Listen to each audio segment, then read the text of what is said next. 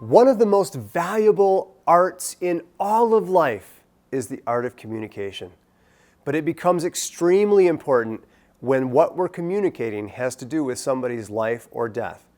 In fact, there are 8 essential elements to successful communication for an effective resuscitation team. They are being clear of what their roles and responsibilities are, knowing their limitations, how to perform constructive interventions, how to communicate knowledge sharing, how to summarize and reevaluate during a resuscitation, how to perform closed-loop communications, how to use clear messages, and how to practice mutual respect. It's vital that those professionals who form the high-performance resuscitation team know what their role is and how to function within their role, and how to communicate effectively in order to fulfill the goals and objectives of increasing the chance for a patient to survive a cardiac arrest event. Now let's take a look at clear roles and responsibilities. Each member of the team should have a great understanding of what their role and responsibility is, and also what the role of their fellow team member is. Though each of these team members may have a different level of competency depending on their particular license and expertise, they should have enough basic knowledge of each role that they could fill in when there aren't enough members to fill the required roles. It's up to the team leader to decide who fills in for those missing team members and ultimately takes the role himself if no other option is available.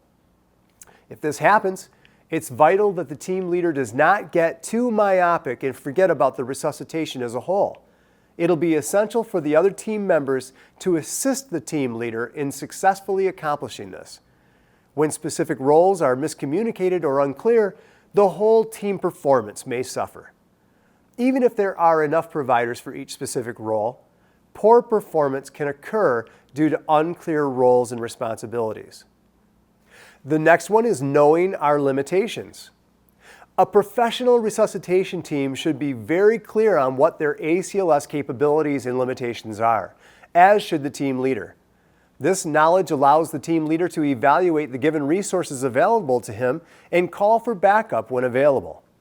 Remember that it's never a sign of incompetence or weakness to ask for help if a team member is limited in a specific function or skill. It's certainly better to be honest and get the appropriate help than do something or not do something that could work negatively toward the resuscitation of the patient. The next one is constructive interventions. There's always the possibility that a team leader may intervene if a specific action is not being performed appropriately. The big takeaway here is that any intervention should be handled professionally, tactfully, and effectively. It is suggested that team leaders should avoid confrontation with the team members if it's going to be negative or have negative consequences on the patient's outcome. Next, knowledge sharing. The American Heart Association research shows that sharing information is a critical component of effective team performance. At times, team leaders may become fixated on a specific treatment or diagnosis. This is called fixation error. And there are 3 common types of these errors. They are saying, everything is okay, or this and only this is the correct path, or lastly, do anything but this.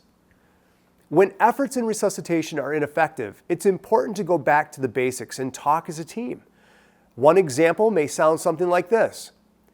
Okay, we've observed the following based on the assessment we've performed, and these are the treatments we've delivered. Is there anything else that we've missed? Team members should communicate changes in the patient's condition in order to help the team leader make informed decisions correctly. Summarizing and reevaluating. Remember that it's essential as a team leader to monitor before and after treatments and reevaluate regularly. What is the patient's current status? What treatments have been performed? And what are the latest assessment findings? It's a good practice to summarize this kind of information out loud in regular periodic updates to the team. Reviewing the status of the resuscitation and mapping out the next future steps is essential to good open communication and effective team leading. Don't forget to ask for information from the timer recorder as well. Closed-loop communications. When communicating with a high-performance resuscitation team, the team leader should use closed-loop communication. This can be accomplished by following these steps. The team leader gives a message, an order, or an assignment. By receiving a clear response and making eye contact, the team leader confirms that the team member heard the message and understood it. The team leader listens for confirmation of task performance from the team member before assigning another task. Clear messages. Concise communication with distinctive speech in a controlled and non-emotional tone of voice is an example of clear messaging. It should be the goal of all healthcare professionals to deliver messages and orders in a calm and direct manner without yelling, shouting, or talking over any other team member. Inefficient or ineffective messaging resulting in a poorly managed resuscitation can be the result of unclear communication. Remember, only one person at a time should be talking at any given time. And lastly, mutual respect. High-performance teams that work well together and achieve measurable effectiveness are composed of professionals who work together in a respectful and supportive manner. In order for teamwork to work effectively, everyone must work diligently towards that same goal. No one's better than anyone else on the team, regardless of the amount of special training, experience, or expertise. This respect requires every team member to recognize the value of each other, while eliminating ego and any other negativity that could minimize the potential of the high-performance ACLS resuscitation team.